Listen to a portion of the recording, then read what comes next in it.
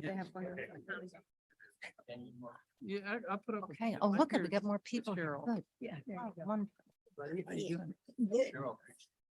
Yeah, as opposed to you. Hi, Ron. Like a full house. Well, it's supposed to be a full house. Hardly ever. Where's Mr. Kenyon? No, he got up and left the finance committee. All right, everybody. Hi, part two. Doctor's appointment. It is now 4:10. He left. One who's gonna be you. We'll be very proud of us.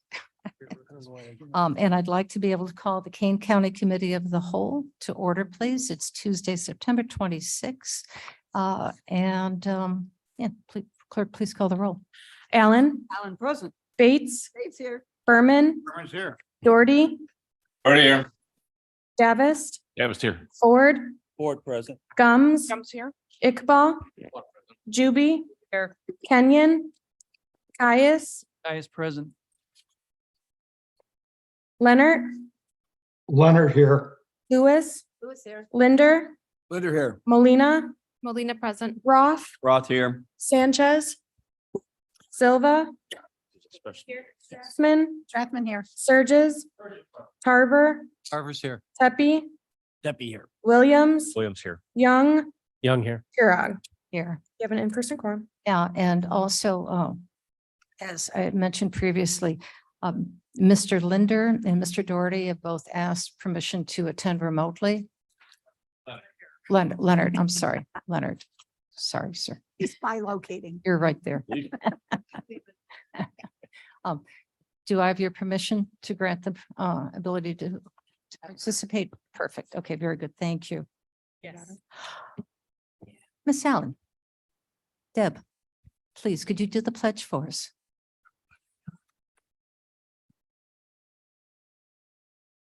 I pledge allegiance to the flag of the United States of America and to the republic for which it stands, one nation, under God, indivisible, with liberty and justice for all. Well done. Thank you. Amen. I know. Uh-oh.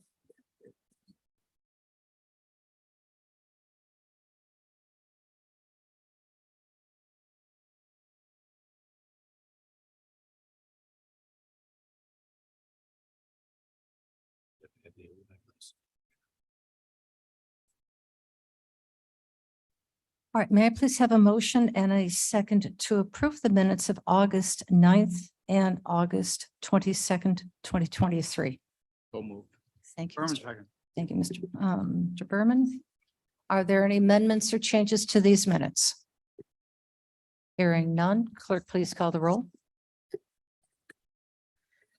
Allen, Alan, aye. Bates, Dave's yes. Berman, Berman, yes. Doherty, Yes.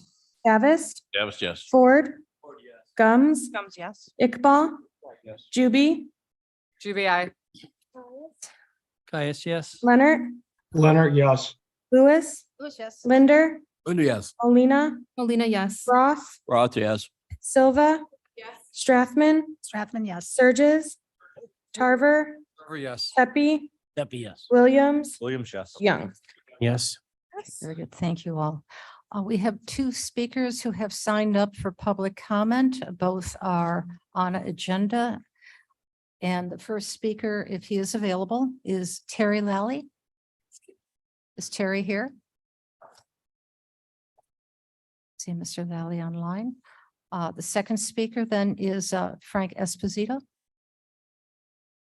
Welcome, Mr. Esposito. You will have 5 minutes to speak. It's going to be on in just a minute. Thank you. Thank you very much for the opportunity to speak. I would like to address the budget practices that you're going to be going over in a few minutes. I took the time to go over the 47 pages of this thing, but it was quite interesting. In the past, I always thought that governmental units decide what they want to spend money on and then try to figure out how they can get the money, which is raise taxes. And with the way the the economy is today. I think what this write-up indicates, know what the money is that you're going to be able to get in, and then budget your expenses based on that. I will tell you, my dehumidifier just went out in my basement. I can't afford to go out and buy another one at this point. So I think I'm not alone. That's a minor little thing in the overall picture. But so many of our citizens are facing that kind of situation. The price of gas, everything, food, everything is just going up. So hopefully you take into consideration the practices that I think I understand from this write-up and do whatever we can so as to not raise taxes. And I think by following this procedure, we would be able to do that. Okay. One point I have is in there's a write-up, something about that we currently have 3,302 electrical vehicles in Kane County. I don't know if that's true or not, but that's what the report seemed to imply. And I took it to mean that the county has that many vehicles. No. Okay, that makes more sense to me. So, okay, thank you very much. That's all I wanted to say. Thank you. That would be, we don't have that many employees. It'd be 2 cars for every employee. Plus, Where's mine? some of the car lovers would be quite excited.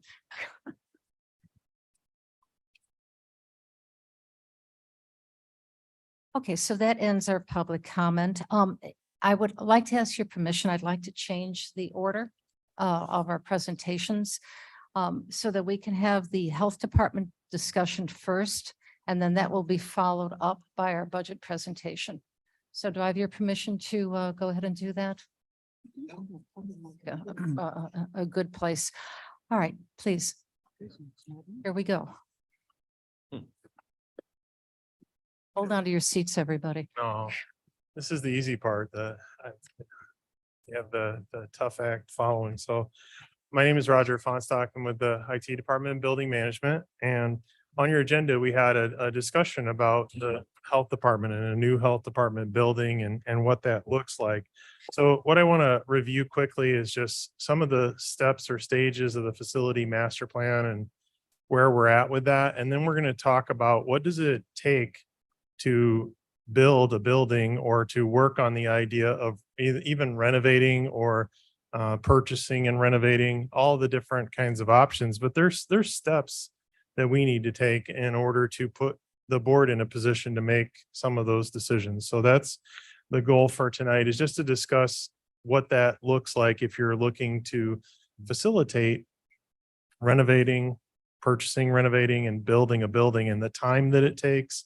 And also talk briefly about how some of the funding options are presented. So we'll get started with the facility master plan. So this chart's been used over and over. We went through some of the original visioning and then the scenario planning, then large discussions and idea generating. And now we're in that finalized stage where we're trying to finalize the master plan. The stages that we've gone through so far led up to what really is a variety of options about locations, a variety of options about renovating versus building, and then also a variety of options about priorities. And so priorities being health department, the judicial expansion, the government center, satellite offices. We've even gotten into KingCom and OEM as where they fit in the priorities. But going back, oops, I think somebody's got some sound on, Blair. It's echo. So anyway, going back to the idea, the plan and where we're at, we still need to come back through administration committee and executive and full county board to establish the policy that would ultimately become the plan. So that's kind of where we're at in this process. These are, again, the outline of the different things that we've done. We did present in admin the technical recommendations, and I know that there's a lot of that comes from the architect and engineers. And then there's also the I guess, representative planning that the board members did through the committee of the wholes, through discussions with staff. And all of those things considered need to go into the policy direction that comes out of the committee process and the full county board. But we're looking forward to the admin committee and another committee of the whole meeting where there's going to be a larger discussion again about all of this input and where does that take us as we generate the approach to the master plan, which, by the way, I believe, is something that at admin, you'll get a direction. There'll be some modification, things happen at exec, and then even all the way to full county board, you might see some things that change. We're just here to try to help you facilitate that and get a plan that we can work with to manage the construction or the planning for buildings for the next 30 years. That's kind of what our goal is. So these are the upcoming meetings. We are going to go through kind of all the scenarios and the different options for sites and the different priorities and buildings. Some of those will answer a lot of the questions. We're going to go through the technical recommendation at the committee of the whole. The plan for that's in October. Once we get done with that, we'll be coming into admin committee in November to try and position the first policy questions. Those will come in the form of questions about the location, questions about the priority. Is it a renovation? Is it a renovate and addition? Is it a new building? Those types of things. Then you'll see it go through the traditional or typical committee process. So we're looking at December 12th, county board to try and have the final plan in front of you so that you can discuss, debate, and decide. So that's where we're at with the process. So with that said, one of the things that has come to the top of almost every discussion, and we've discussed it at the previous committee of the whole, is the health department building. And we've discussed internally with staff, what would it be like or what would it look like if we were trying to build a new health department facility? You'll see later, all of the building processes start with a concept, and you kind of have to do your business case for what that is. I think some people brought that up at the last meeting where we were talking about the programs in the health department and the staffing and what the future of the health department looks like. We have a few of those things tonight. We're refining that because we're also applying to the ARP committee to try and look at funding for part of the building for the health department. As you know, the ARP funding is very specific to things that were responsive to the pandemic. So we're looking at that and also working with Kathy Hopkinson to try and identify how would you go about funding, whether it's renovation or renovation and addition or a new building. So those are kind of the options. Right now at 1240 Highland, you have 89 full-time employees, 18,500 square feet of operational space. I think anybody that goes there would say that it's too small for the programs and services that they need. And it may be too small for the programs and services that exist. So they have lots of needs, and then the things that exist are also crowded. The building itself, we've said it a couple of times, it doesn't meet modern building codes. It's certainly not ADA compliant. There are improvements that make it better, but certainly not an ADA compliant building. We've had condition issues, everything from different degrees of we've had mold in the building that had to be remediated. We have some asbestos issues in the building that have to be remediated and contained.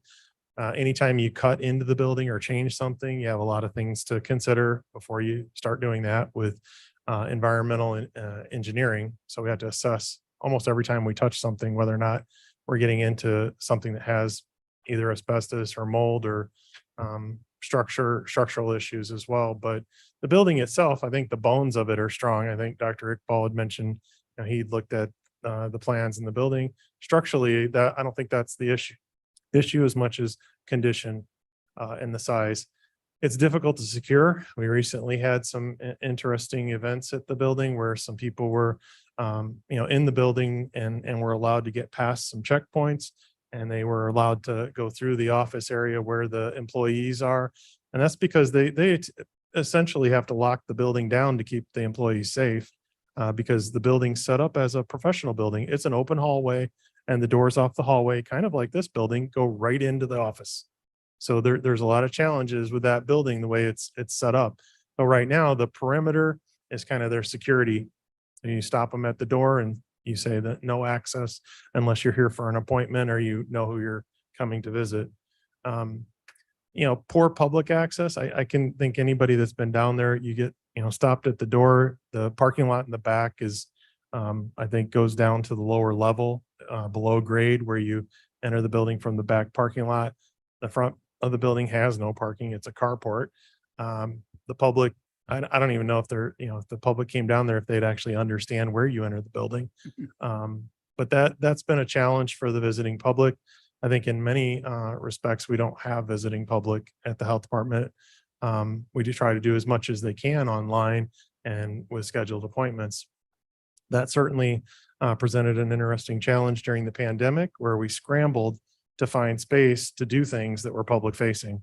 And we ended up with the Cane Vax and the Vax Hub and some other locations where we ended up trying to get space at either fairgrounds or trying to get space at gymnasiums, at public buildings. And it certainly wasn't something where we had a plan in place to provide the services to the public. We had to create the plan. So, the bottom line is that the building itself, I would say, is inadequate. And I'd say it's not purpose built. It was purchased sometime, I think, around 2005, and it was bought from the hospital across the street. And it was sold to us, I think, for $1 million. And they've put $200,000 in renovation into the building when they moved in. And there's just been, small maintenance steps throughout the years. So what's happening and what's changing in the health department? We've been working with Michael Isaacson and talking about crisis services. When we have a pandemic, which is not predicted, it's something that can escalate relatively quickly.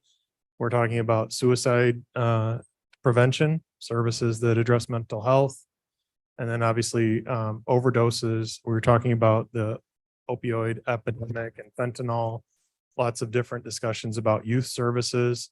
All of those things are creating demands on the programs and services that the health department provides.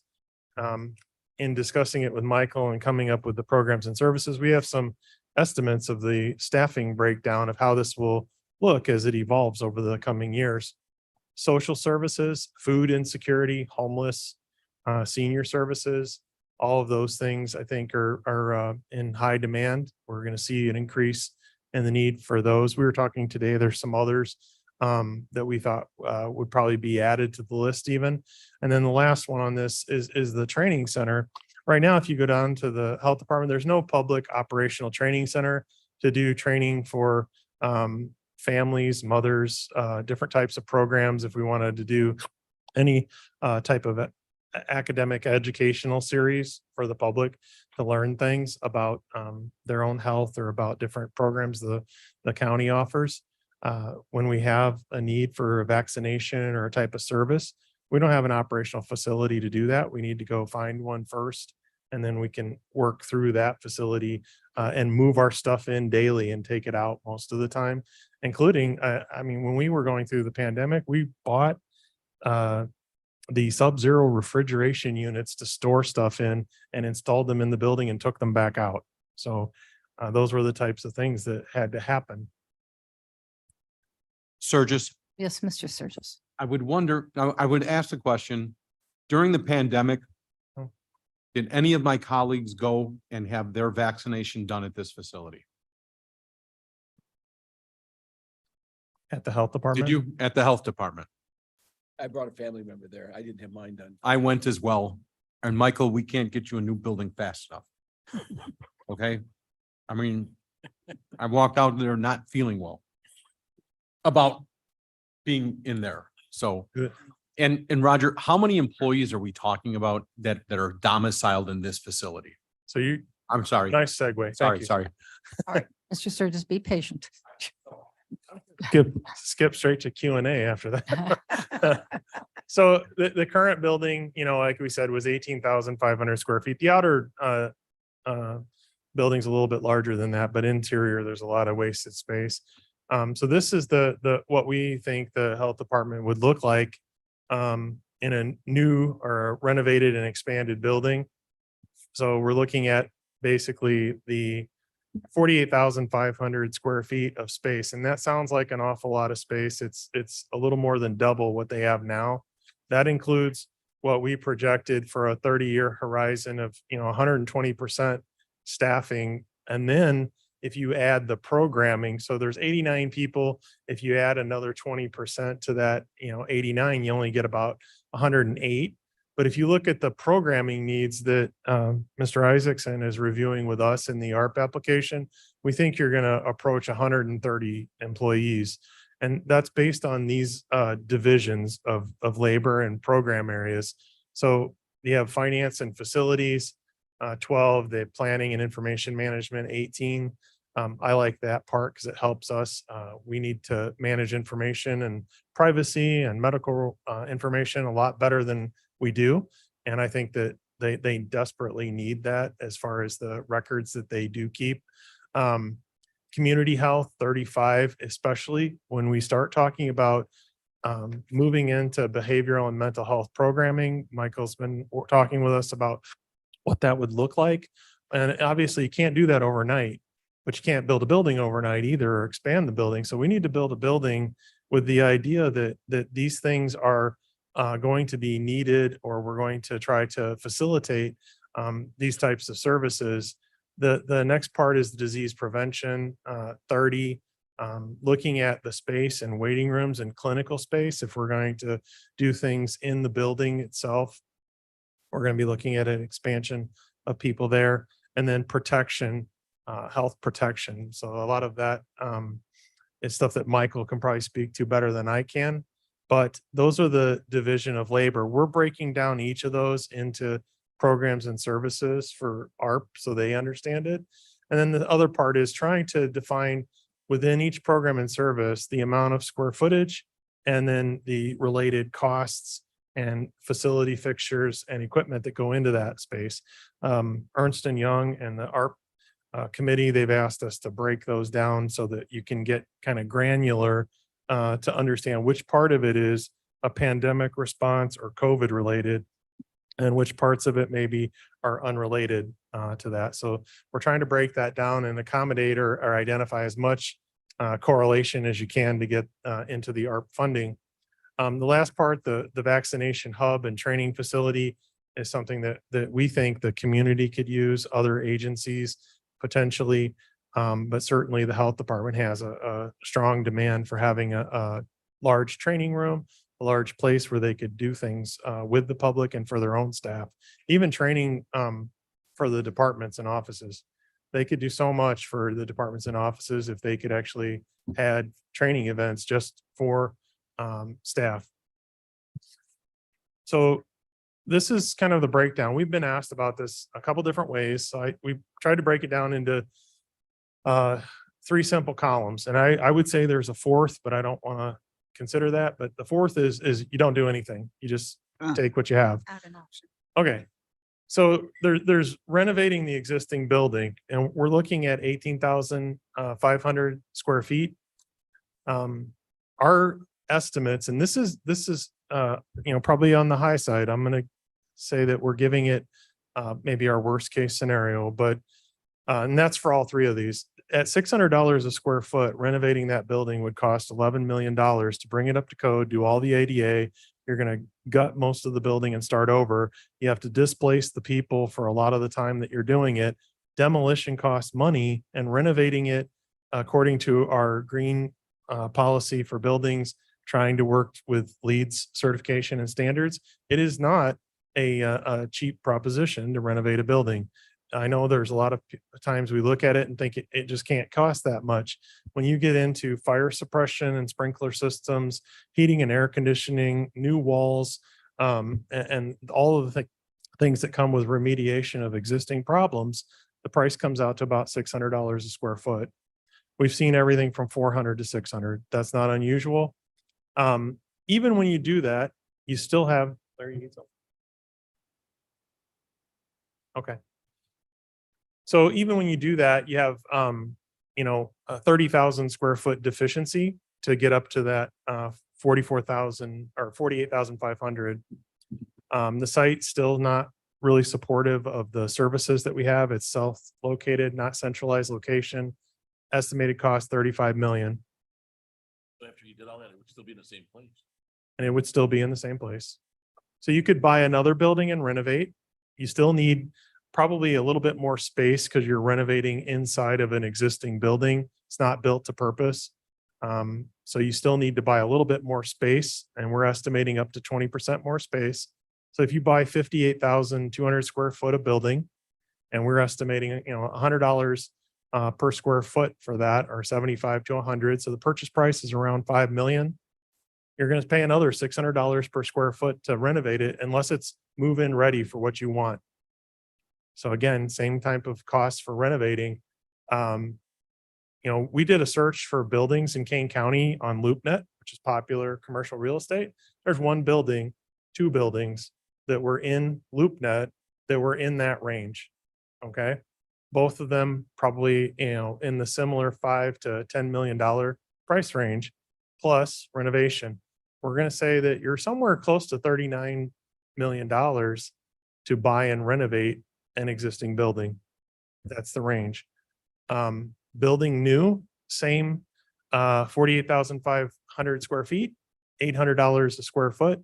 That's to build it out, brand new site development, everything infrastructure delivered, $39 million. So those are the kind of numbers you don't, get a tremendous deal from any one individual. It's square footage, it's renovating, or it's construction.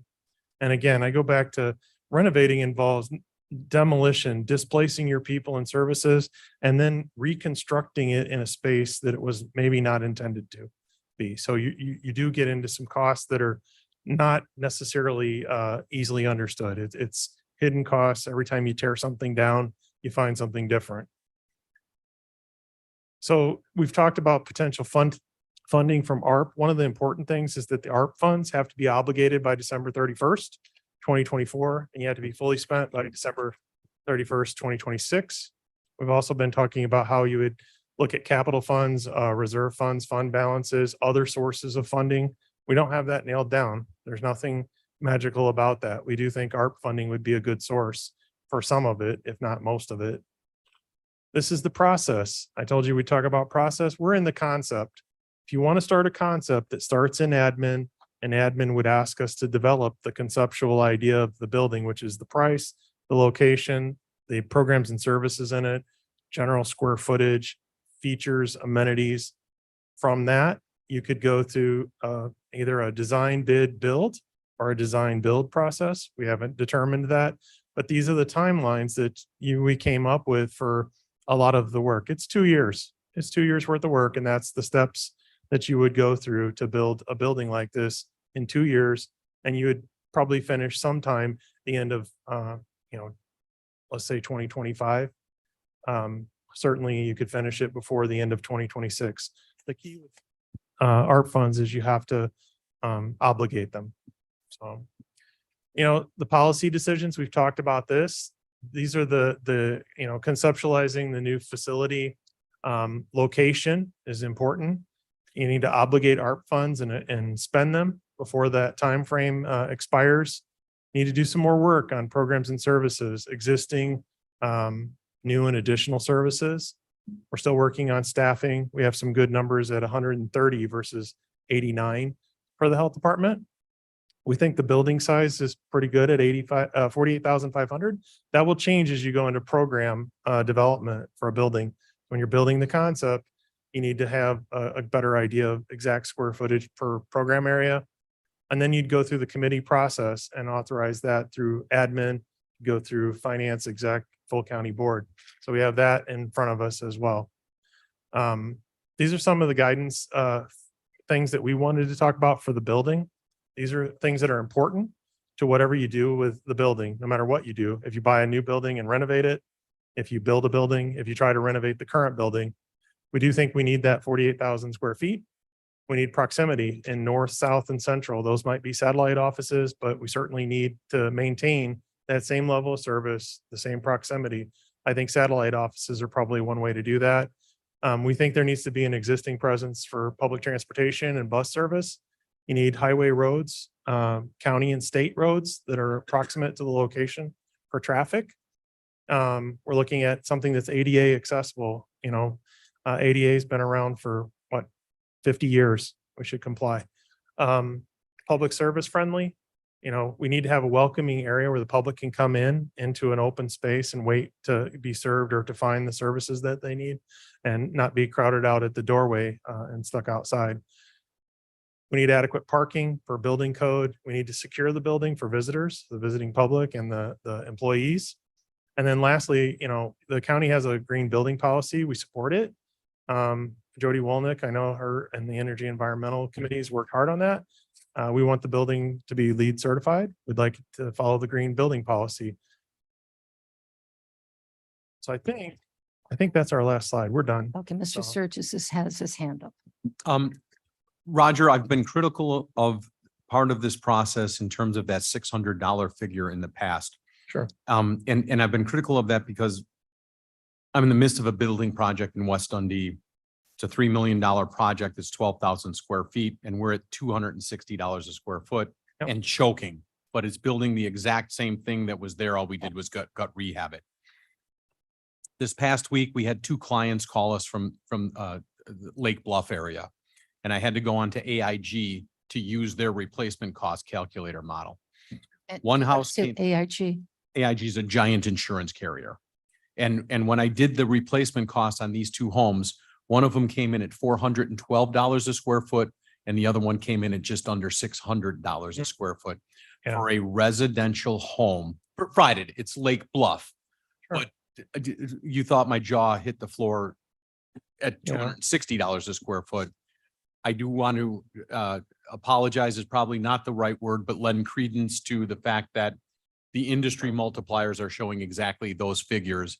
And these are residential between $400 and $600, Yeah. which is unheard of. So I think your figure is correct.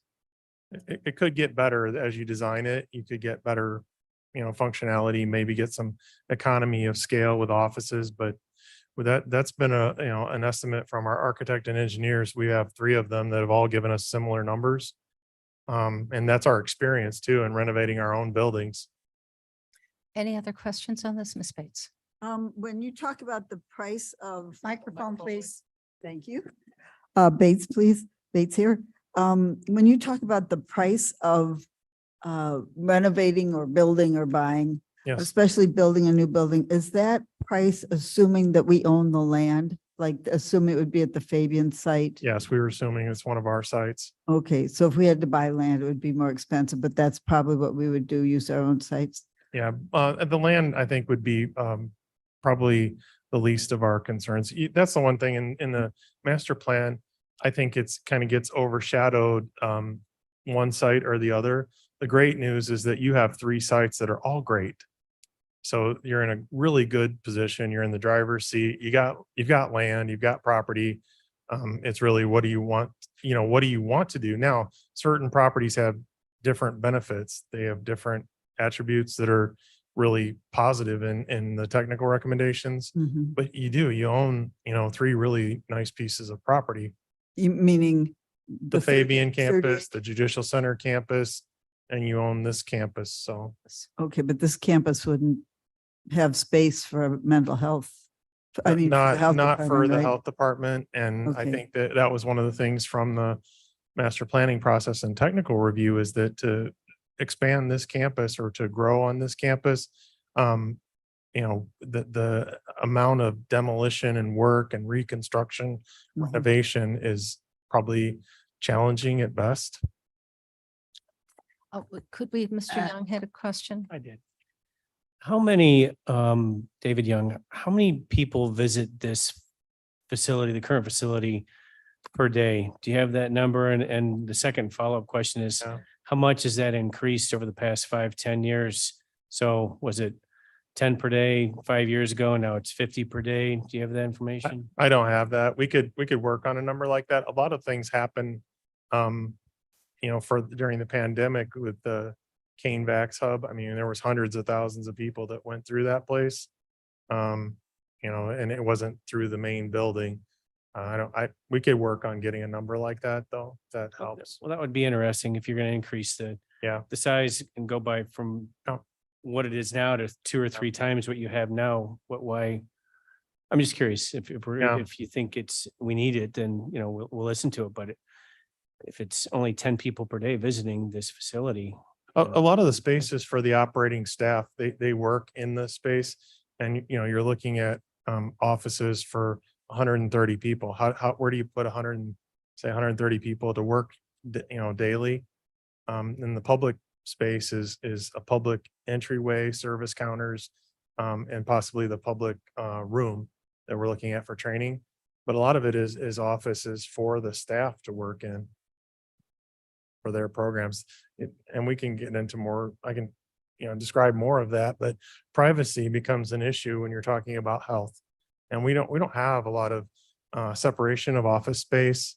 You'll find people sitting in cubicles and desks next to each other.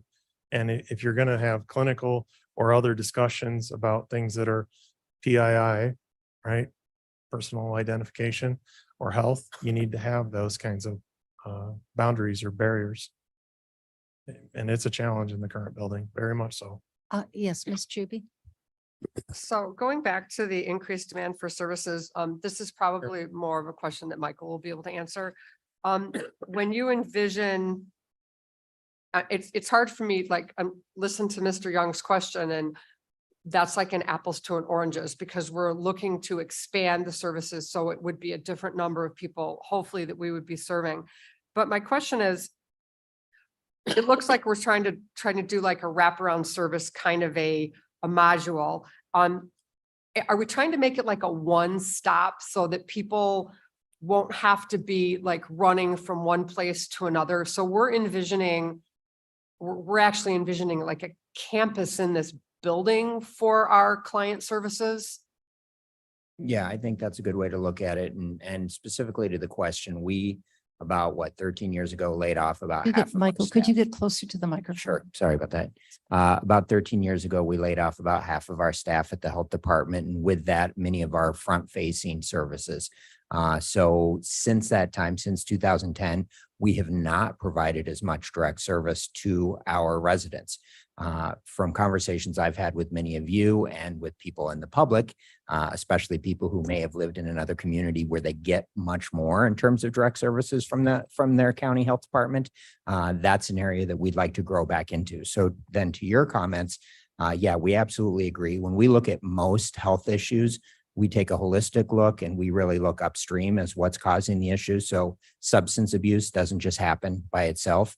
There's things that we can do to better support families. And I think that gets into your comments about being that wraparound place where we can provide supports for families, that we can make sure we have training and access to other services to hopefully prevent the substance use that may be occurring 10 years from now. And follow-up question, please. This will allow us to expand like our IRIS program and other things as we need it. Several of us were at the Northern Illinois Food Bank's poverty simulation yesterday. And one of the things we realized was that you have to go tons of places, but you don't know where you're supposed to be. And so that's kind of the thing I liked about IRIS when it started to come about, is that we were able to put all those things together and tell people where to go. So if that's what we're envisioning, I think that that's a whole different creature than what we see on paper. I think it's very Yeah. exciting. No, I think it is very exciting, and the simulations are great. They do show how difficult it can be to navigate the systems that we have in place.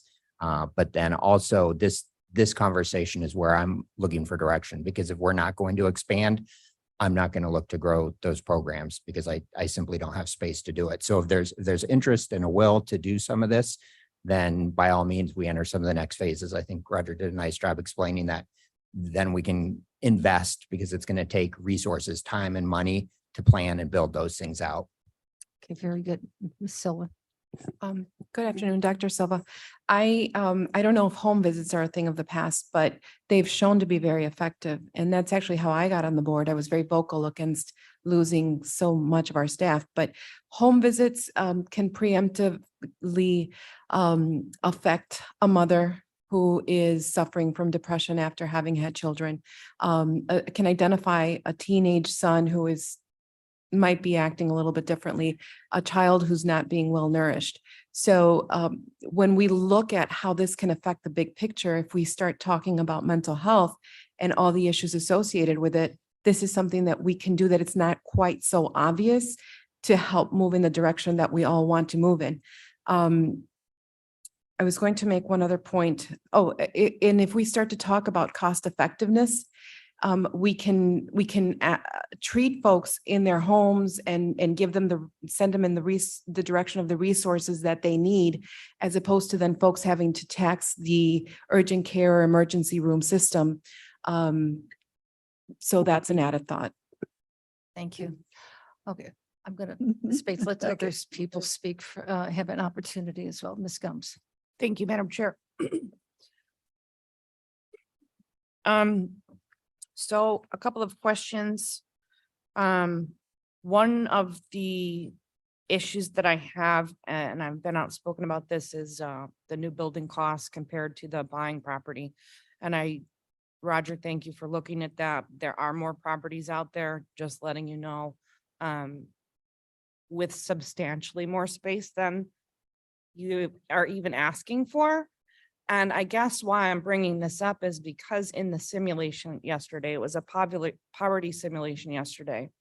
There's about 75 people in this, and the number one issue for everyone collectively was transportation and having to, take off work. Now I have to go here on Monday, there on Tuesday, there on Wednesday, and a different place on Thursday. So the wraparound would solve all of those issues. And I mean, collectively, that was the number one issue, was transportation and having to go different places all the time.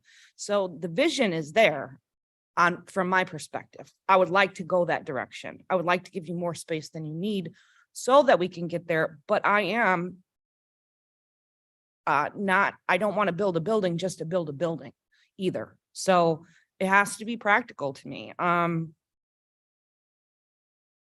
just want to see it on paper. Roger, I appreciate that, but if you're buying an $11 million building and you put another $11 million into it, let's say you put $20 million, it's still cheaper than 40. You know what I mean? Like, maybe I'm crazy. Well, I think everybody knows that already, but it's just not adding up in my brain. So I got to see it. And I just wanted to put that out there because I totally support that vision and I want to go there, and I want all the other board members to consider that as well. But I'm not about building a new building just to build one. Okay, so you're not quite there yet, but you appreciate the effort of the mission of this building and the building, how it's going to be serving. We've got Go a ahead. couple other questions. Hold on. And I have to be sensitive to time because we want to make sure that we have plenty of time for the next part of it, which is going to answer some of the questions that this conversation has stirred up. So yes, Okay. yes, sir. Roth here. In some of the discussions over the last 6 months, there was discussions, this is what DePage is doing, this is what Lake County, and I'm not saying we should replicate them, but I'm always a big opponent of why reinvent the wheel and get best practice. And not just them, but what is the industry or the nation going to? A lot of what's starting to come out is a lot of the issues downstream is, if you go upstream, it's mental health. So we'd rather spend the money before we get all the homelessness and crime and everything else. Yeah, absolutely So agree. I would recommend that we at least not spend a lot of time on it, but here's why we want to go in that direction. And here's some best examples. Yeah, definitely. I agree. And that's something we do work closely with, not only all of our other health departments in the Chicagoland region, but we're connected with a national membership organization where we share ideas and things. So absolutely. Okay, thank you. Who has Mr. Iqbal? Madam Chair, yeah, thank you very much. I have a question on Mr. the Iqbal, alternate. closer to, Is it working or not? is it on?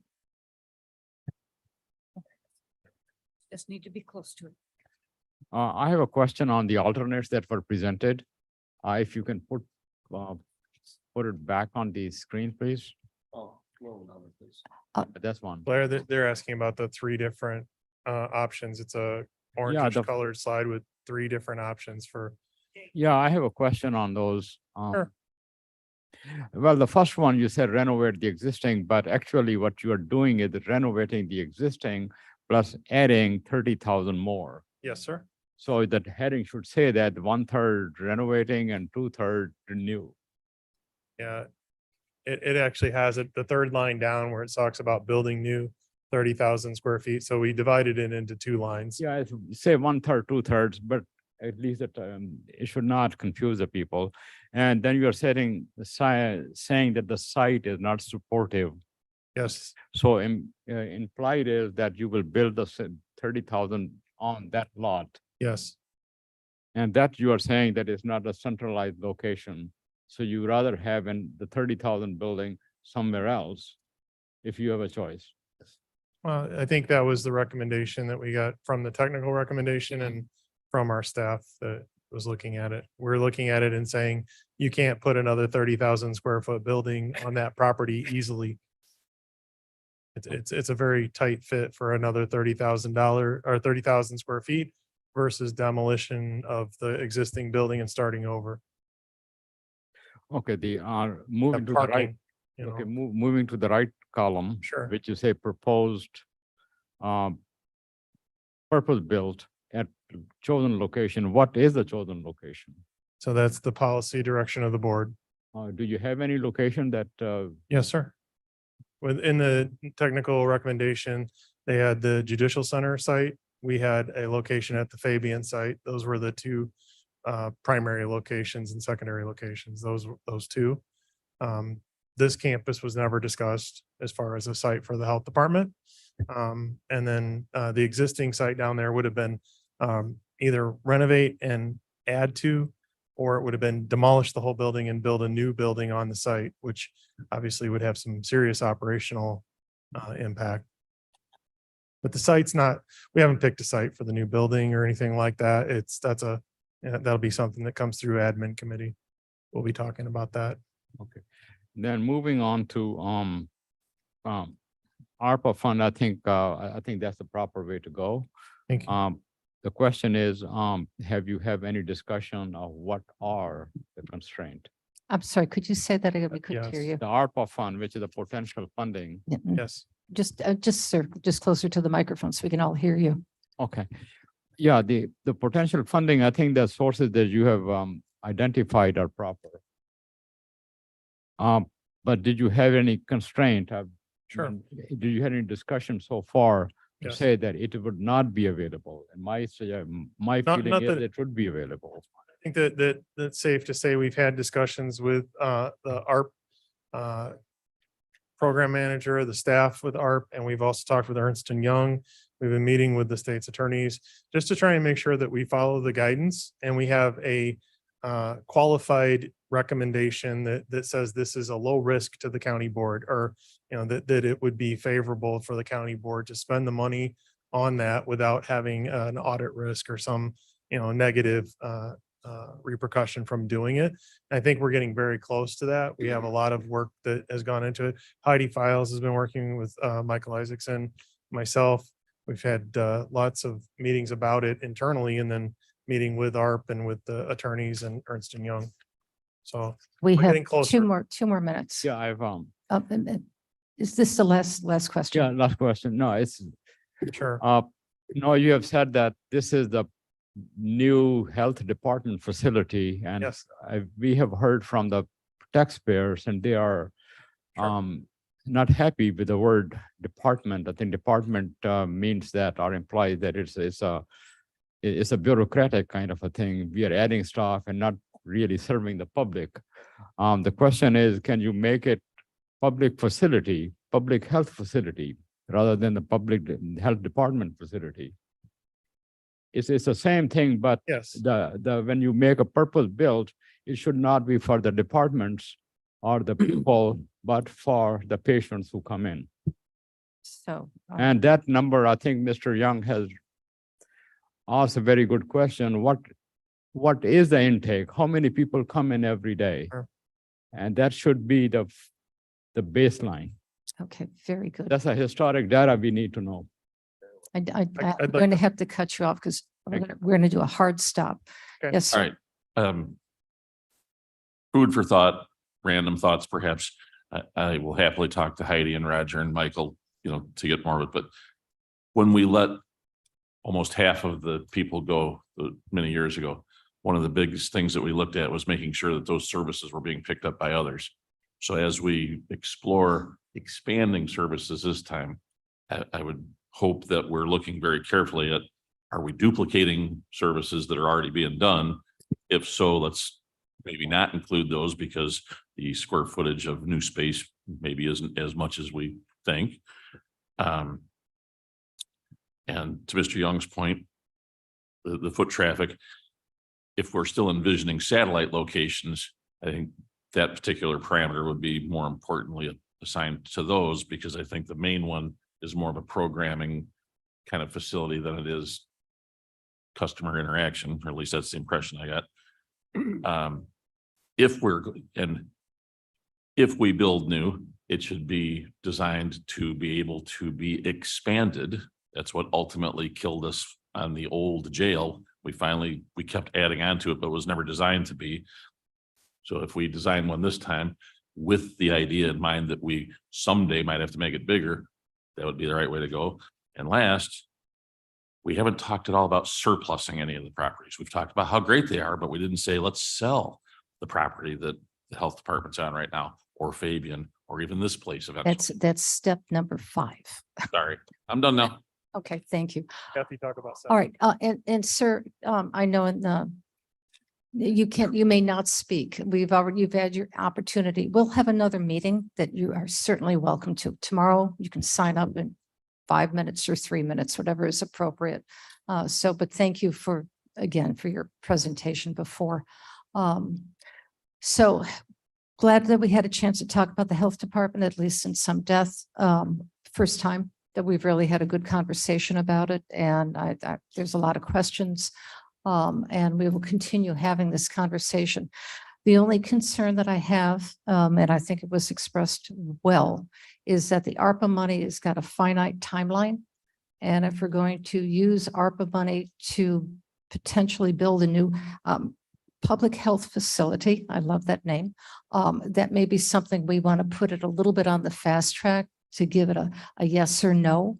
Because if it's a no, you as a board are going to have to pivot to figure out what you want to spend that money on. Because I do not believe that any of the 24 of you would like to give that money back to the federal government. So that's just putting that out there. Just a small point on that. I agree. I don't want to give anything back. I want to give it to our taxpayers. I don't like the idea of utilizing a more expensive consultant than our 2 currently newly hired staff on the ARPA issue. I'm just throwing that out there because that's a substantial difference in costs when we're evaluating that. Madam Chair. Okay, all right. Yeah. That's That is the purpose of those 2 new staff people for our, is Yeah. to eliminate okay. some of And the. let's stay on topic, please. Okay, so now you ready? Okay, this is where you're going to take your interesting ride along the financial train. Okay, Ms. Hopkinson, please. And I have to leave here at 6:15. So if this meeting continues after that, I will turn it over to our vice chair if he is able to attend. Just to give you a heads up. And then you can stay for as long as, and I'll be back. I'll be back. Okay, please. Okay, good Thanks for the afternoon. Popularity. Kathy Hopkinson, Finance Department. I put the presentation together today as we've been working on the budget. And as I've been looking at all the county funds, all the county requests from all the departments, there's overall things that I'm noticing. Many of these things you may have heard before. They've been talked about before by my predecessor. But I wanted to give a presentation today just on budgeting practices, the way that I've seen the county budgeting, the good and the bad. So in the agenda, the topics that we're going to cover, very importantly, the financial and budgetary policies, key policies, number of funds, which is near and dear to my heart, reserves, which I'm talking about our emergency reserves, interest earned, which is a very popular topic, vacant positions, also a popular topic, capital spending, sort of we're here today talking about capital spending, and then balancing costs and revenue streams. So if you've taken a look at this, I have little sayings throughout this presentation. So the first one is there are only two ways to balance a budget: increase revenues, cut expenses. So in our county policies, here are some very important policies that we have that exist. Balanced budget, no fund reserves will be utilized to balance the budget, with the exception of the Kane County Department of Transportation and departments whose funding comes only from grants. And what's important to understand is why is the Department of Transportation excluded. They basically do a lot of capital spending, and when they appropriate funds for multiple years at a time. And so they are using their fund balances from year to year. Use of one-time revenues. It shall be the intent of the county to disallow the use of one-time revenues for ongoing expenditures due to potentially disruptive effects. And since we're talking, the conversation that we had right before my presentation here, if you're going to have a one-time grant, you need to be careful about hiring up, because of what happens when that one-time grant is gone.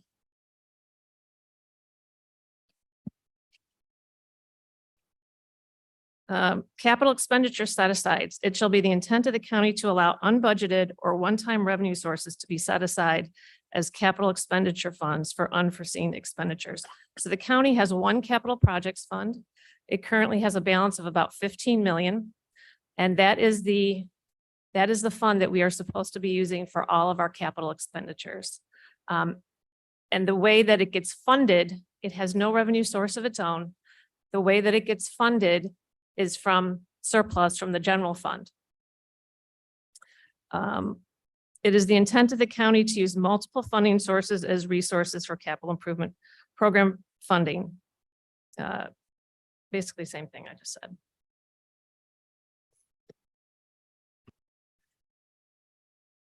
Reserve policies. The county shall set reserves at a minimum. Now, we actually have two contradictory policies. We have a policy that exists in our financial policies document, and then we have a brand new policy that exists in our budgetary policies. And they're contradictory, and we should probably clean this up. But the policy that we had for a very long time says the county shall set reserves. So this is emergency reserves at a minimum of 3 months operating expenditures in the corporate fund, which is another name for the general fund. Our brand new budgetary policy essentially says that we should have 6 months of reserves. So let's say it's 6 months. It's probably a good policy at 6 months. So what are the issues? And tomorrow I'm putting together a new slide for tomorrow's finance committee that just does a quick look back through 2020. But the county routinely, every single year from 2020, the county has used either emergency reserves or one-time, obviously recently because of COVID, CARES and ARPA monies to balance the general fund. County has always been digging into reserves. And the problem that creates is when you're digging into reserves, you don't have the extra money to put into your capital projects fund. Because the point would be you get to your 6 months or 3 months, whatever you wanted, your reserves, excess goes into capital projects. So when we're using our reserves to balance our budget, we don't have money to put into capital. So the county, and I've talked about this before, the fiscal 2023 budget for the general fund, and I'm focusing on the general fund because it's the fund that has the most salaries in the county, the most people. Our fiscal 2023 general fund budget, we use $16.3 million of emergency reserves to balance the budget. And as of today, when I do a forecast through the end of the year, as of today, we're 4 million under, and we still have 6 payrolls left, and we still have 9 union contracts out. So, roughly, you can call it a $7 million loss. So we budgeted for a loss, and we'll probably have a loss. So my recommendations simply would be that we adhere to our policies, that we shouldn't use emergency reserves and one-time revenues to balance the budget. And if that means cutting expenses, then we need to cut expenses if we cannot find suitable revenues.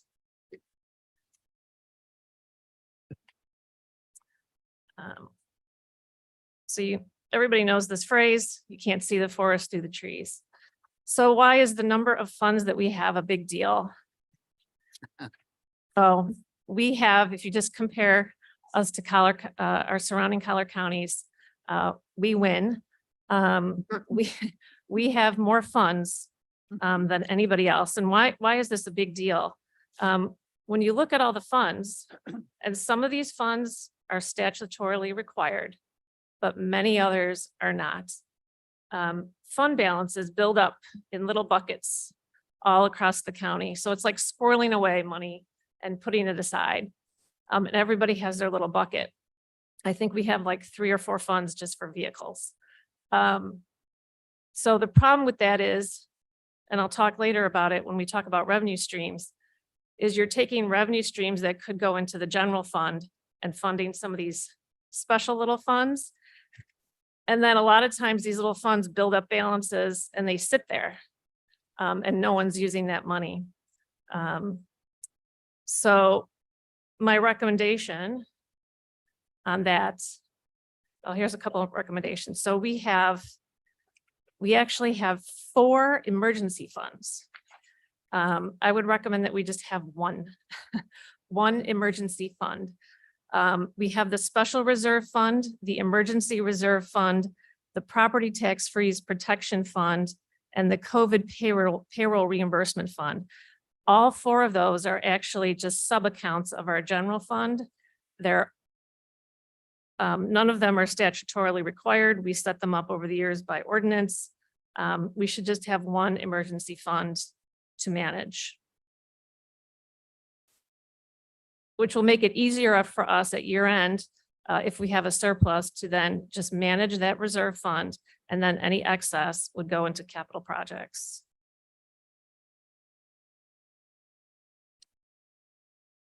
I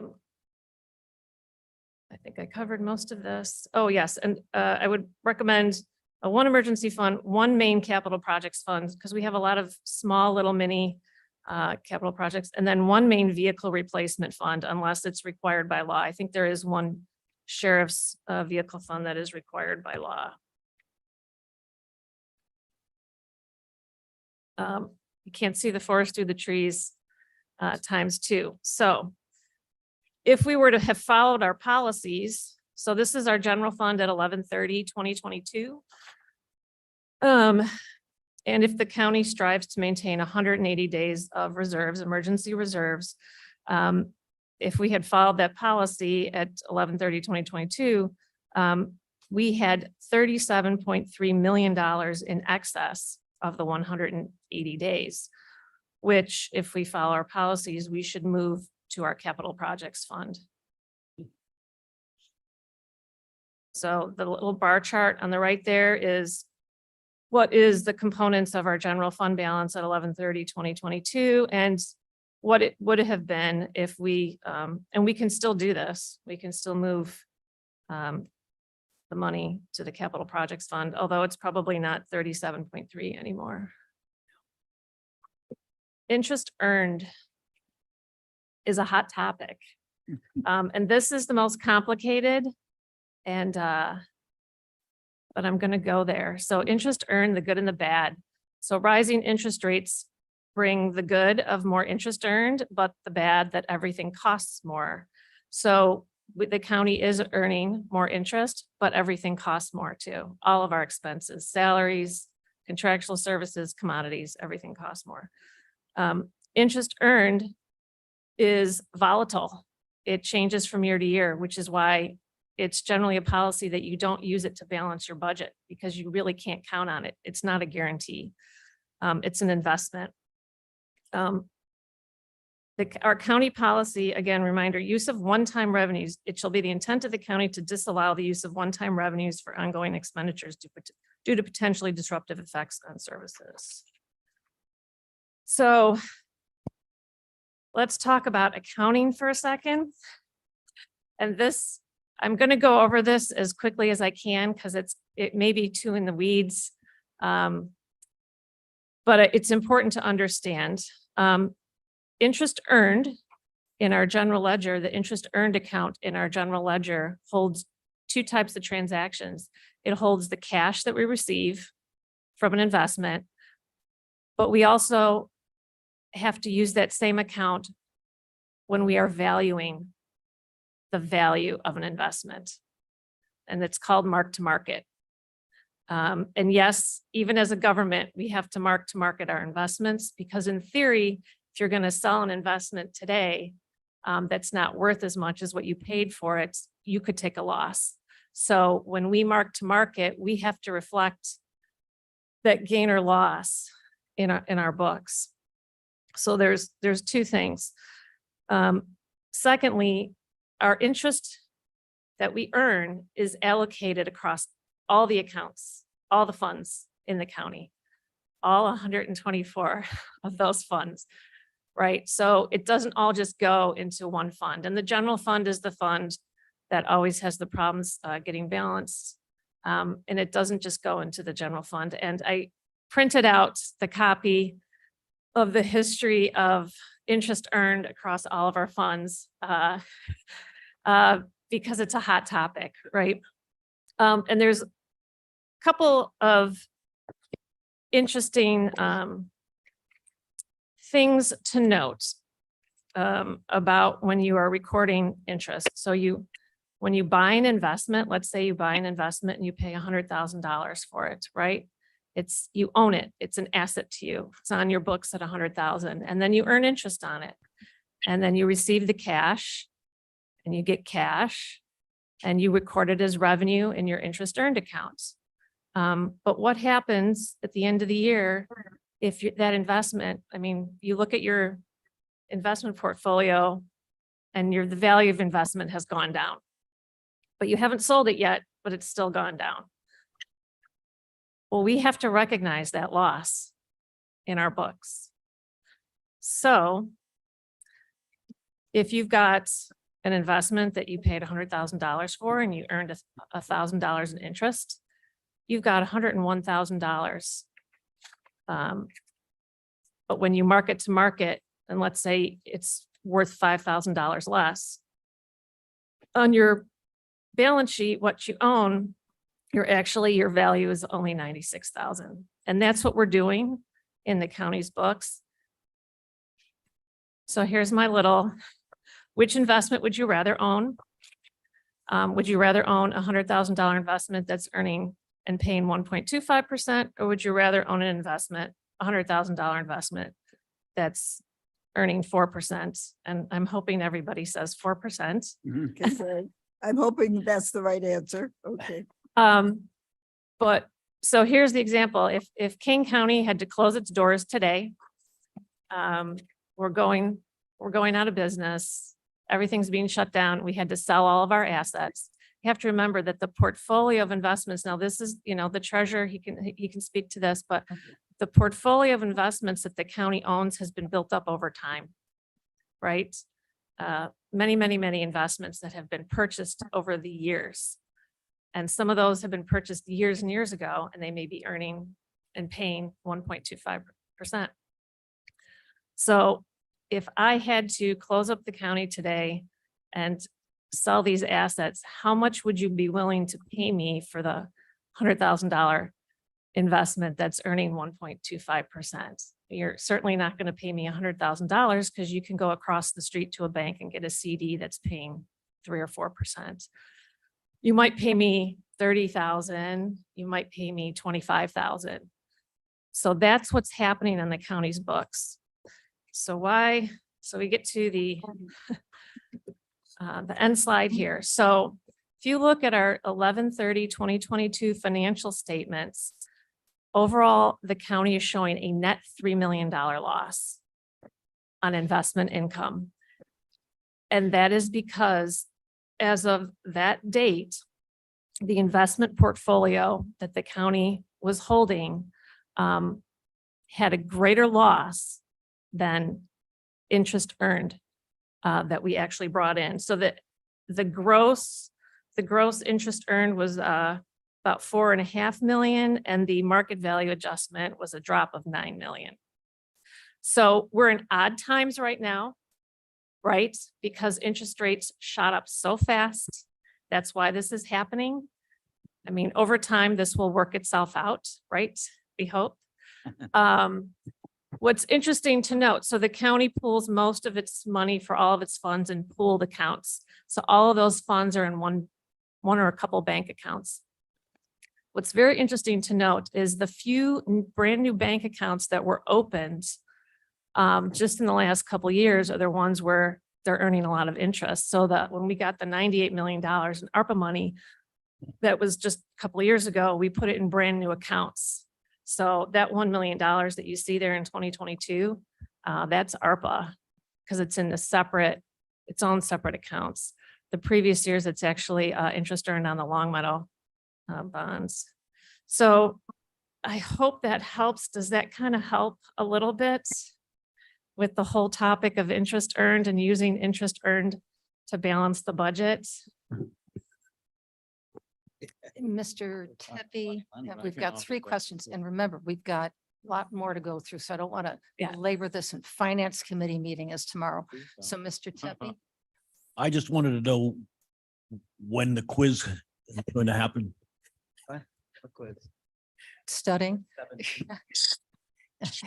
And I was just going to respond to your rhetorical question. I think I'm on my way to understanding, but I'm going to need a little more time with you. Okay, all right. Yeah, it's very complicated. It's very Mr. complicated. Paul. Just a short question.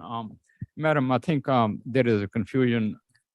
First of all, the county does not sell what you call investment. They are bonds. They are not investments. We keep them to maturity, so it doesn't matter how it fluctuates. At the end, you get your full value back. Well, I mean, the So county, it's an exercise that you do every yearly, whether the price has gone down, but at the end of the day, you have your $100,000. right, we still get, so in that example of the investment that's earning 1.25%, we still get that cash. Absolutely. We're still receiving that cash, but the value of the investment itself is not worth, in the case of recent times of what's happening, investments that were purchased years ago at yielding low interest rates compared to what the market may bear today. I'm hoping, I mean, I'm sure everybody hopes that this will eventually work itself out. Right. Mr. Williams. So this is because of mark to market. To Mo's point, if you write out the bond, we're going to get that original $100,000. It would only be an issue if we had to liquidate that investment. Right. Then we would recognize loss. Yes. The difference between an unrealized and a realized gain or loss, right? So when you look at your, 401k, it's unrealized gain or loss until you actually sell it, then you realize it. So it's unrealized, but for accounting purposes, we have to record it this way. And It's I real. believe, and we can please ask the treasurer tomorrow, he is trading right now because we have the 2 investment companies. So there is active trading going on, but I don't know about losses or gains. No knowledge of that at all, but we do know that was the purpose of hiring those 2 investment companies. Right. Yeah, I think the treasurer can speak better to that. So issue again, interest earned is volatile. If you looked over the years, and that's why you really can't use it to balance a budget because it's not a guarantee. It's good when you get it. And my recommendation would be that's the sort of revenue item that, you know, gets turned over to build up your, either your emergency reserves or your capital projects fund. So vacant positions,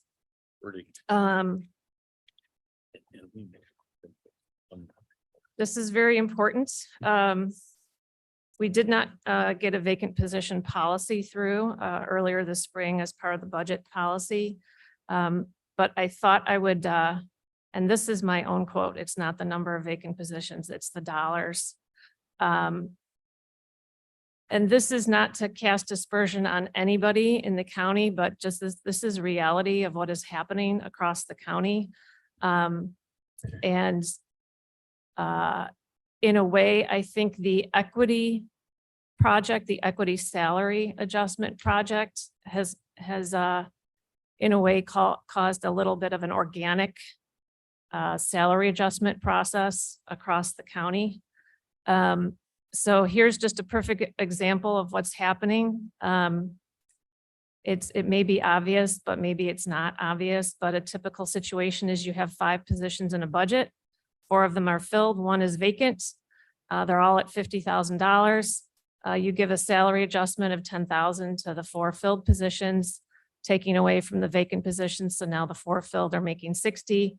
And then here we go into year 2 of the budget, and you start year 2 of the budget, and your 4 filled employees are making 60, and you ask 60 for your newly vacant position, and it goes on and on.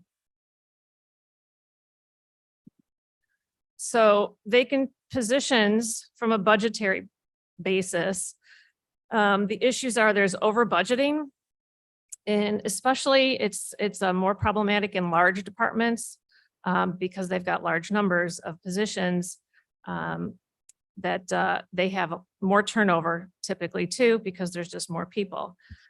This over budgeting results in funds not being properly allocated to the functional areas of the county that might need those funds. Offices and departments see these over budgeted amounts as their money and use it to provide salary increases for existing staff. And again, I'm not casting aspersions on whether those people need a salary adjustment or not. That's not my point. My point is just from a budgetary standpoint, how this is a problem in budgeting. So including the need for significant amounts of vacant positions each year creates a situation where large departments are able to grow their salary line items significantly by giving salary adjustments to existing staff while still requesting vacant positions. For the fiscal 23 general fund budget, vacant positions for a lot of vacant positions, specifically for the Safety Act, were put in a contingency line item. And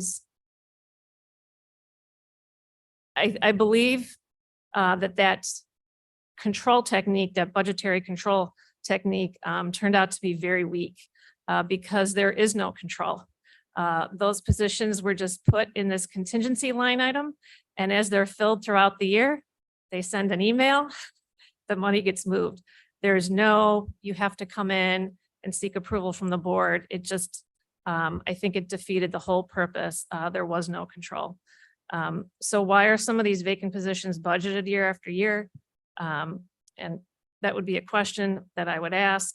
And then would offices departments eliminate the request for vacant positions if the salaries were adjusted as part of the equity study? Yes. Madam Chair Gums. Oh, yes, Ms. Gums. Just really quick on that contingency issue. I just had a thought. That Safety Act was stuck in litigation for the majority of the year. So in light of that, I think it probably would have been utilized. Just thrown, I mean, I'm just throwing that out there because we didn't anticipate it would be stuck that long in litigation. Right, but also if you look at the turnover in departments, especially large departments, I think there was a department here on Friday that said that they had 19 vacant positions. So there's a lot of turnover in large departments, and in terms of, it's not just the number of positions, it's the dollars that are awarded to a department. Because you can say you have 5 positions, but if you're a department with a couple hundred employees, you're gonna have turnover in the year, so there'll be little pockets of where you're not using the dollars from that full position, and then you're filling up, so it's going like this.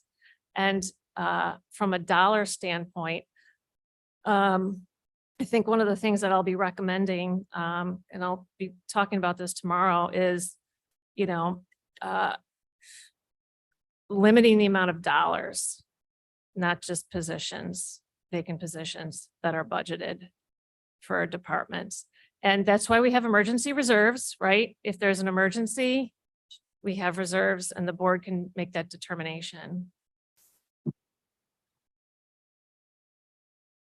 So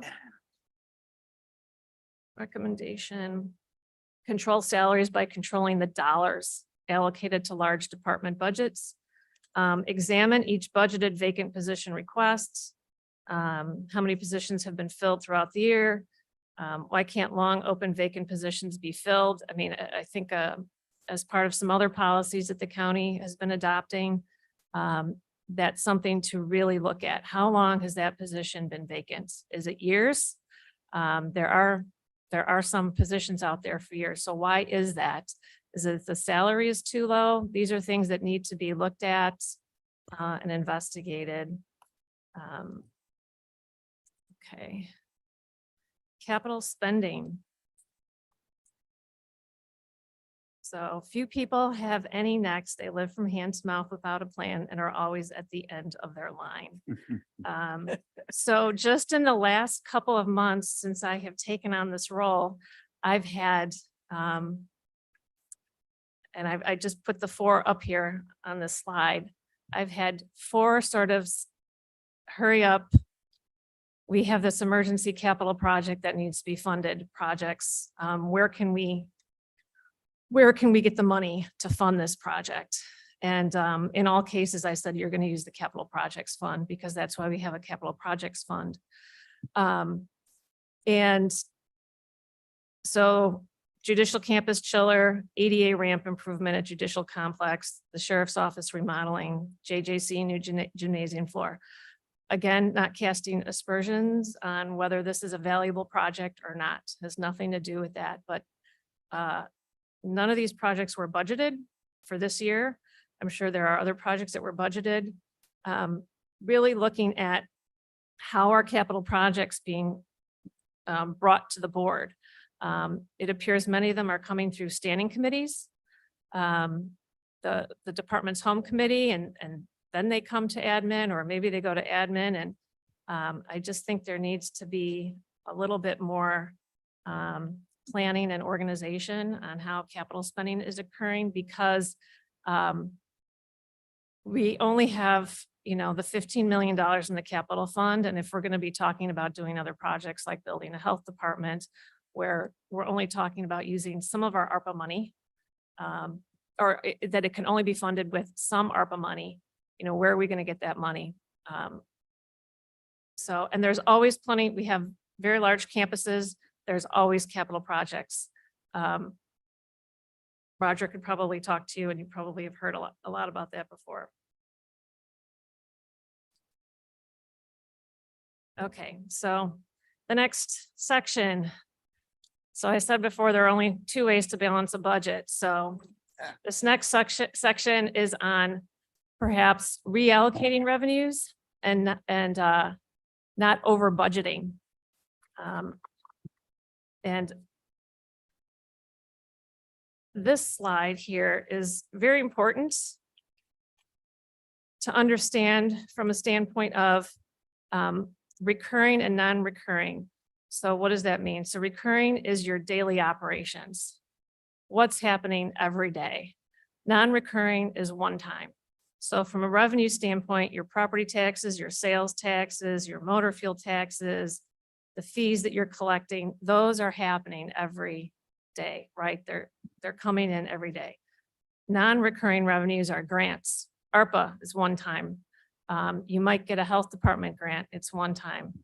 You might get federal funding for a specific transportation project, it's one time. it can only be used for a specific purpose, one time. Interest earned, one time. So what are your expenses that are recurring? Obviously, salaries, a variety of contractual services, a lot of IT services, commodities, electricity, telephone, other utilities. Those are all, they're happening every day. There are some non-recurring contractual services. You do a special project, you hire somebody. It's one time. Capital expenditures are one time.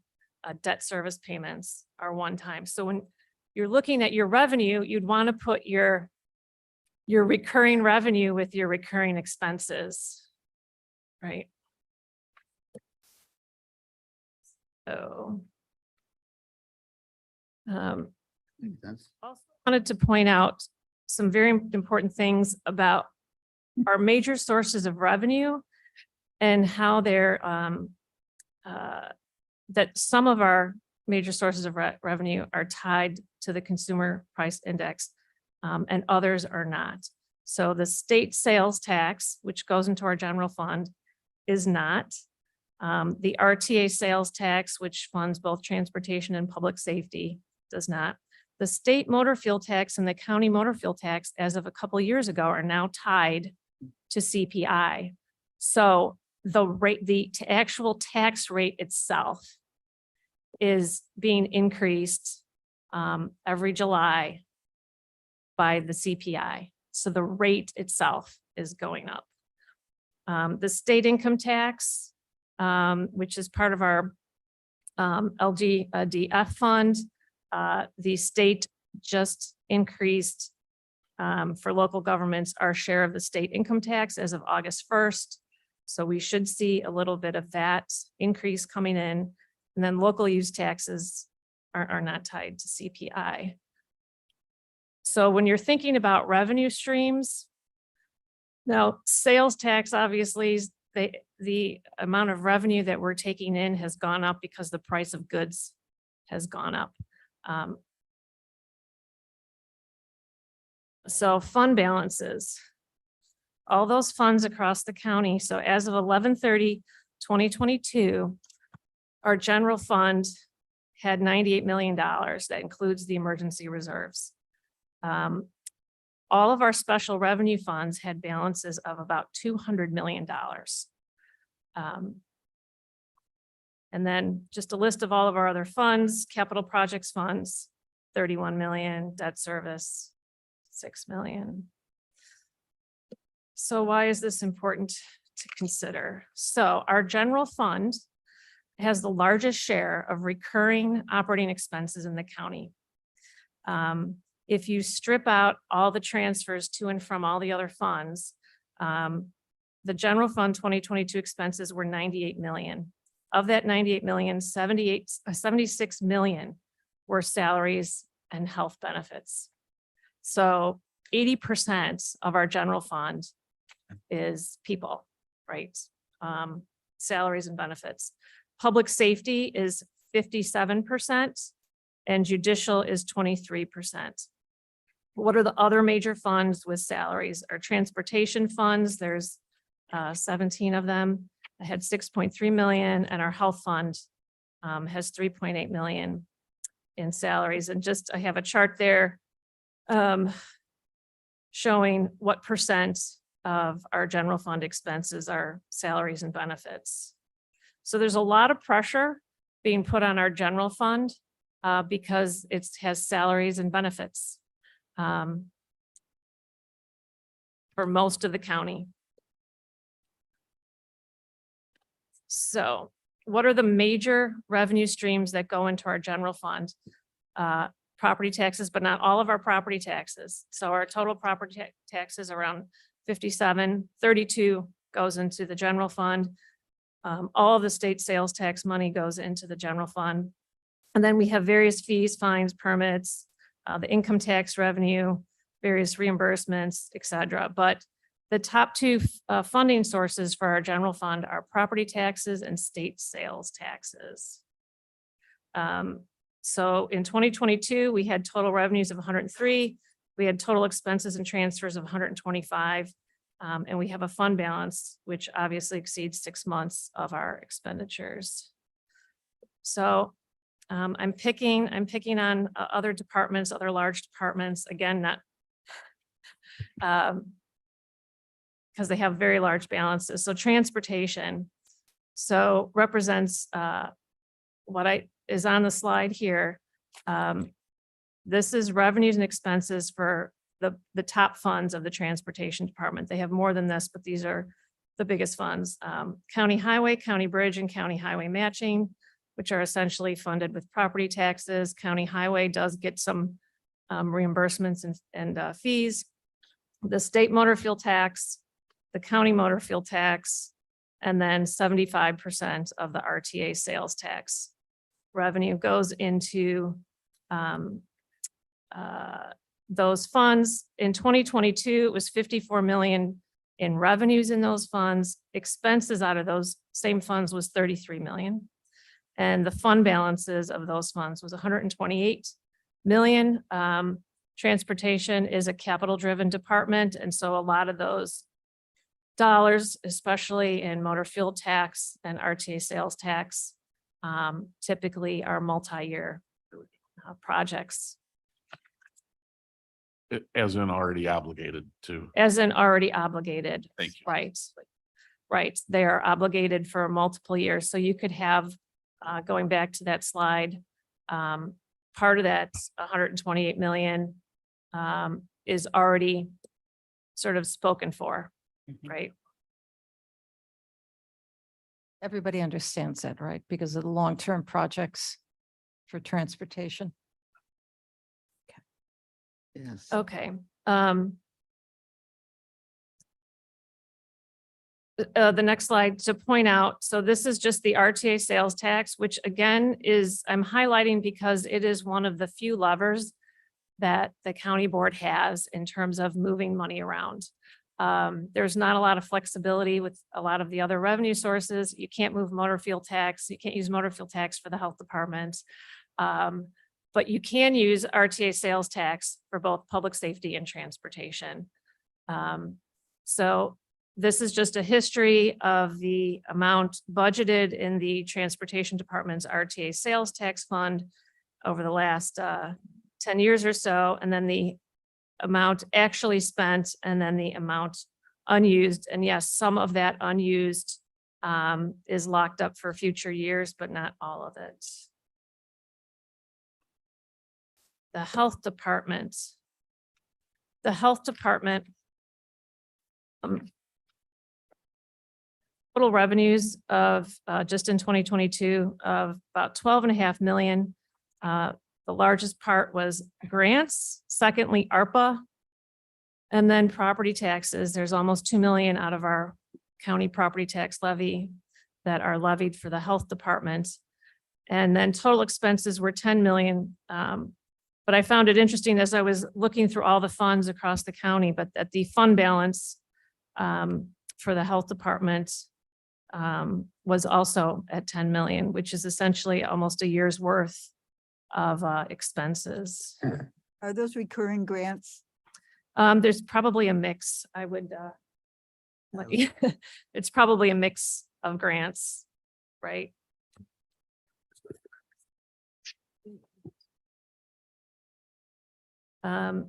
This is an update on a slide I used before in a previous presentation. So I just took the major revenues, the major tax revenues, because they're comparable across all the counties. I can't really compare their fees or their charges for services or their grant revenue because everybody is getting different programs. But, you know, from a standpoint of what is everybody receiving in property taxes, sales taxes, RTA, sales tax, the motor fuel. There's an other tax, which is part local use tax, part cannabis tax, the state income taxes, and the PPRT, which is the personal property replacement tax. And then I did a calculation. I would caution you, you know, this isn't an exact science, but for what it's worth, if you're just looking at just the general tax revenues and you divide it by the population, of those counties, King County has the lowest revenue per capita compared to all of our Collar County friends. And I'll point out a couple of other things. DuPage is using all of their RTA sales tax revenue entirely for public safety. They use all of it. They don't use any of their RTA sales tax money for transportation. McHenry and Lake, they use it for transportation. Kane, we have our split. We have 75% for transportation, 25%, that should actually be general fund, judicial and public safety. Local motor fuel tax is a per gallon tax. It's not on the price, it's on the gallons pumped. So DuPage, so the law on the local motor fuel tax is that the governments in the collar counties, which are eligible to have this tax, you can raise it up to 8%. But as I mentioned before, it's tied to the CPI. So DuPage, who had raised it to 8% a while ago, theirs is now at 9.1, and it'll keep going up because it's tied to CPI. Just last week, Tuesday, McHenry County, their board voted to increase their local motor fuel tax up to 8%. It was at 4.5%, so they just increased it. We're at 4.7. If we wanted to increase it, we could increase it to 8%. And then it would go up from there, tied to CPI. Lake just instituted their local motor fuel tax in 2021, which is why when you look at their numbers, so it's a brand new, and they just started charging it in 2021.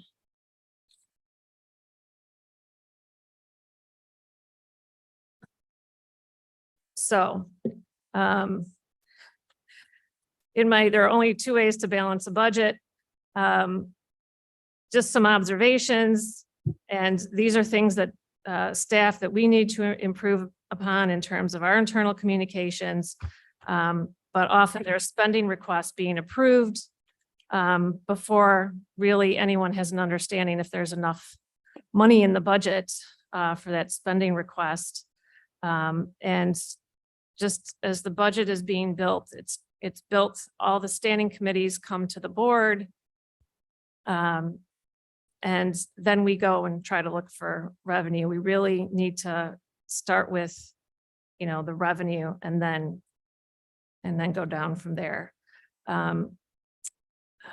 Let's see, we don't have a strategic plan. I think a strategic plan, we've talked about this many times. I think it would actually be very helpful. Answering a lot of these questions that we have, how big should our health department be? How big should our public safety departments be? How big should our transportation departments be? All of our departments, right?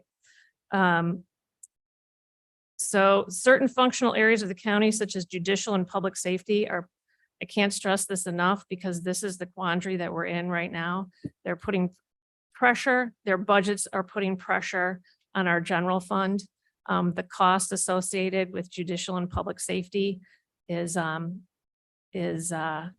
growing at a pace that's exceeding the revenue that's coming into our general fund to fund it. And I think that's my presentation.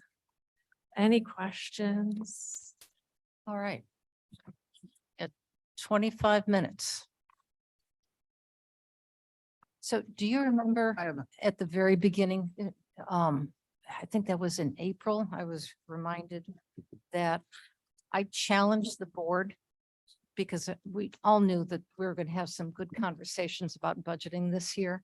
And I challenged all of you to take a good look and to make recommendations at when the budget presentations come through of what potential changes we could make, how we could adapt the budget, how we could review what is asked to make sure that we can balance the budget appropriately.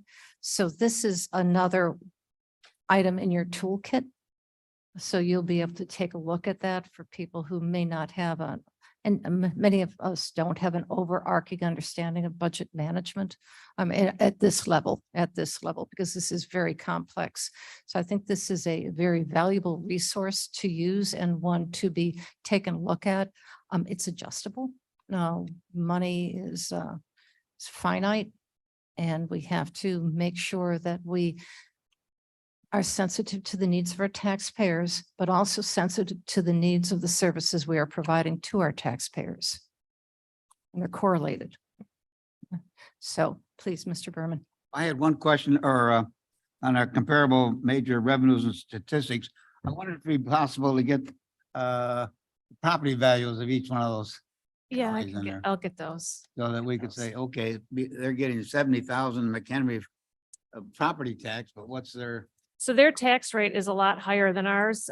So our tax extension last year was 0.3311. I think theirs is like 0.69. That's their rate. So they have a much higher rate. That's why they're bringing in so much more property tax revenue. Okay. But I will get that assessed valuation. And one thing I wanted to, if you haven't looked in your packet, and I hope it's in the, I know it was in the online version. I don't see it, that it was included in the printed copy, but I had asked the Illinois Department of Revenue, because this is also always a topic, the special county retailers occupation tax, which can be used for 5 things. It can be used for public safety, public facilities, transportation, health, and mental substance abuse. Correct. So I asked them to run the numbers for me on if the Kane County, now that would have to go to referendum and the voters would have to vote on it, but 0.25% sales tax, what would that bring in? And that's in your packets. And it was for this current period, this current year would be $17 million. So that's in your packet. And then the electric vehicles, I think a lot of people are also always asking when it's related to motor fuel taxes. So if you go to the Illinois Secretary of State's website, they have the number of vehicles, electric vehicles, and the oldest data that they had was from 2017. So in 2017, we had 305 registered electric vehicles in King County. And as of September 15th of this year, we have 3,300 electric vehicles, which are not paying motor fuel tax. So, right. Mr. Iqbal. Ma'am, first of all, I want to thank the director for really diligent work, and she has been very good in presenting this thing. There is one thing missing, however, and I wish it may be premature to ask, what is the revenue figures and how do you give us that number? Maybe it's premature right now, but it's at some point you have to give us a 2024. revenue number that we can look at, and that should be the target. So I'm finishing up a slide, which I'm adding. I have a short presentation tomorrow at Finance Committee, but I'm adding, actually, it'll be 2 slides on just where we are with the general fund and some potential solutions to help balance the general fund for 2024. Okay. Good. Potential recommendations. One more. Yeah, second, Madam Chair, I thank you very much for making it happen. One thing that we always get pushback, a person like me who is none of these committees, and when the budget comes here and they say we are stuck, there is no room to negotiate, and there's no room to even ask questions. You say yes or no and go home. So if that's going to happen this year too, or there is a way for a person like me who is not any part of any of these things. Your voices are always welcome, sir, at any of the committees, and they always have been. You may not, certainly you are part of the full board, when the full board actually takes that vote on whether or not you're going to support the levies that are being introduced. So I think you do have a voice, and I know that Mr. Berman would welcome your voice in finance, welcome your voice judicial public safety, because of your legal background. So I think your voice needs to be heard. So please, if you can come to meetings and have a comment, that would be welcomed. I would welcome it. I'd welcome all 24 of you, your voices. Thank you. Absolutely, Madam Chair. Okay, hold on. Who is, I think, let's go with Miss Molina because she's. Madam Chair, quiet thank right you. now. I think Mr. Iqbal makes a good point. We've gone through the budget presentations in our committees, but we weren't really given an assignment as to provide feedback to those requesting our budgets.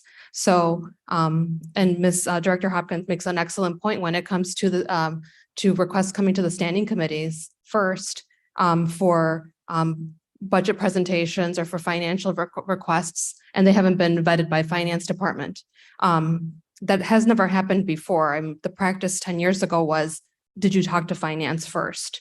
So if that isn't happening the last few years, I really would like to request that when we have financial presentations on our agenda, I'd like for the finance department to be present and to provide us their guidance as to whether or not these requests that are being given to us really do, meet the criteria, whether or not we have the money in the budget. So when it comes to our standing committees, we're not just saying, yeah, we really like you and we really love this project, so let's say yes to it, because it goes to finance and there's absolutely zero discussion in finance because finance has 50 items that they have to approve. So I think it comes to a bigger question that Dr. Iqbal, I think, is kind of alluding to, as to we really need to change the policy as to how these requests comes to our standing committees and whether or not we have the discussion available in the standing committee and in the finance committee to say no, if that is really what we need to do. So that is well said for going future forward. But I would like to push back on you now because you're going to have all of these. Finance is going to be taking a look tomorrow at what the potential revenue sources are going to be. You have a full month and you can call a special meeting of any of your committees to go forward and take a look at saying, yes, this is the money we have potentially for your department. This is what you're asking. To go back and say, could you revise? We would suggest that it's fine or it's not fine. Yeah, so I'd like some kind of memo be sent to all of our standing committee chairs with that type of guidance, because Absolutely. I hate special committees. I hate special meetings. I know. I think they're really disruptive to the staff and to everybody, but if that's required of us, I'd like that direction coming from you and from our finance director. Absolutely, absolutely. Kathy and I would be happy to do that, and Mr. Berman as well. Mr. Berman, I'm speaking on your behalf. Good, thank you. Okay. Was there any other questions on this side of the room? Okay, yes. Could we also have the EAV of the counties? Yeah, that's. That's what I added. Would ask, okay. All right, we good? Yes, Mr. Caius. Well, just to remind board members that all board committees are videotaped and they are online so that they're available for everyone to find out what's going on in each of the committees so that we're not, any one of us put on the spot of being caught at the last minute, that all the resources are available for each of us to find out what's going on in any given committee by either attending, which a number of us do, say Mr. Bill over here, but also they're on video as well. Okay, absolutely. And to follow up on not just Ms. Molina, your suggestion with finance, I would also suggest that any of the capital improvements or capital needs need to go first through admin and present it through admin to make sure that there is a need and we have the budget requirements that could be used to improve whatever it may be. And if we have one car fund or automobile fund, the same thing can happen. So that if we get, because I get emergency purchases quite a bit for automobiles, if we can go through that to make sure that that is required. Transportation, heavy equipment obviously is separate from, that's a whole different animal, and that would come through the inherent committee that it belongs to. Building management, if they needed something special or unique, and certainly, trailers and trucks, whatever transportation requires, that definitely would still come through transportation, but I'm talking about automobiles and vans. I believe they're all supposed to come through admin Yes, already. yes. Yeah. But I oftentimes get, I need it now. Oh, So I think we've got a couple of bullets that eventually, and I'll be so bold to say this, that you may have to swallow or not. So there'd be three bullets that we're looking at. One is the potential motor fuel tax, because that will increase revenue. McHenry County is right now with their increase, they're forecasting $3 million they're getting. With that, they did not have to increase their property tax levy because they felt that they chose not to increase their property tax levy.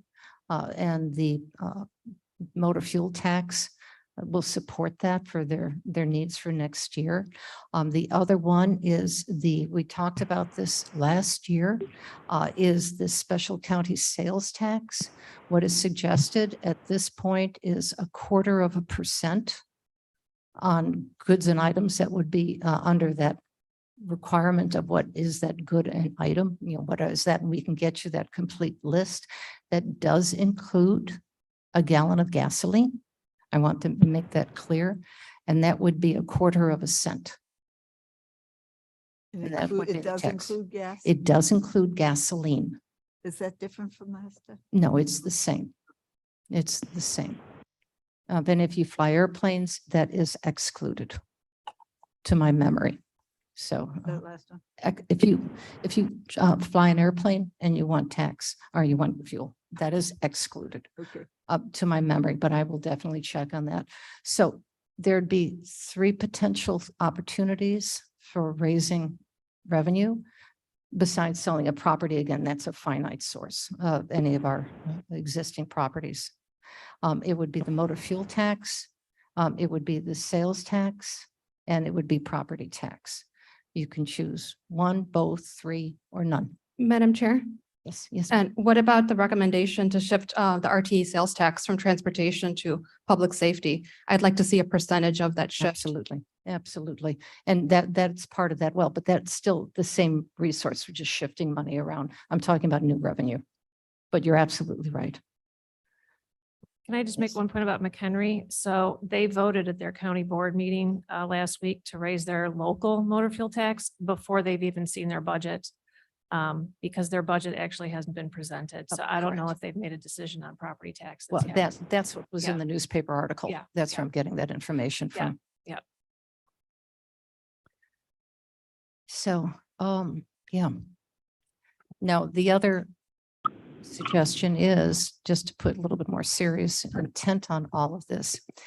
If you decide that, the 24 of you decide that you, because of whatever circumstances you feel are out there in the world, that you don't want to raise any taxes at this point, we'll have to take a look to keep the budget balanced to how we make appropriate cuts in the budget. Because if we're going to maintain not using our reserves to balance the budget as we've done this year and perhaps the year before, those are going to have to be taken a look at judicially as well. And there may be a combination of both raising potential revenue as well as making some judicial cuts in our programs. And programs, of course, would meet people. So, yes. Madam Chair, you just reminded me of what our discussion was at the end of tax this last year. And when you said we're going to have to cut. And I think that's what you're reiterating again. So We have, again, I'll say it again, money is a finite resource. It's not infinite and we can't stretch it. And I know oftentimes, and if I may, oftentimes we like to say what our home budget is like. What do we do at home? And let's use best practices that we do at home. Many of you, I do hope, have a retirement savings account. If for whatever reason you decide to withdraw money from that retirement savings account to pay for college education, to pay for a trip, to pay for a health emergency, you have less money in that retirement savings account, which means when you hit the age of 65, 70, 50, whenever you decide that it's optimum for you to retire, there'll be less money in there for you to retire upon. That is absolutely no different from our reserves. To use the reserves, we have to make sure that there is a rational reason for that and that we have a way of increasing the reserves to put money back in there. You can't spend the same money twice. Really? I always told my children that. We don't want to put it on a credit card. Yep. So, anything else? Yes. Talk about rationalization for different reserves. Do we know what the the reason we did all our reserves over the years? Don't think we know. To balance the budget. Yeah. To But balance. you know, the there's reserves out there that we put away that I'm sure that none of us know why they're put there. I mean, there's four sub-accounts of the general fund that are all reserves. Like the COVID payroll savings reserve account, all that is, it's called, it's the name has nothing to do with anything related to COVID. It's just the savings that our general fund had because we had all the ARPA money reimbursing our staff salaries. And so we took those savings, those reimbursements, and we put them in and created a brand new account. And in my opinion, I don't think it was necessary to do that. And it just creates another fund where people can go and ask, can I use some of that COVID payroll savings Right. fund money to buy X? And really, we shouldn't be managing our reserves that way. We should have reserves that you don't touch. Any excess goes to capital and that's it. Okay. So. We can't use that money twice. Okay, anything else? So with that, thank you very much, Kathleen. Well done. Thank you very much. Very good presentation. Yay. Yes, sir. Move to adjourn. Oh, thank you, Mr. Iqbal. Do I have a second? Second. Thank you, Mr. Davis. Okay, everybody, have a good evening and we'll see you tomorrow morning. No.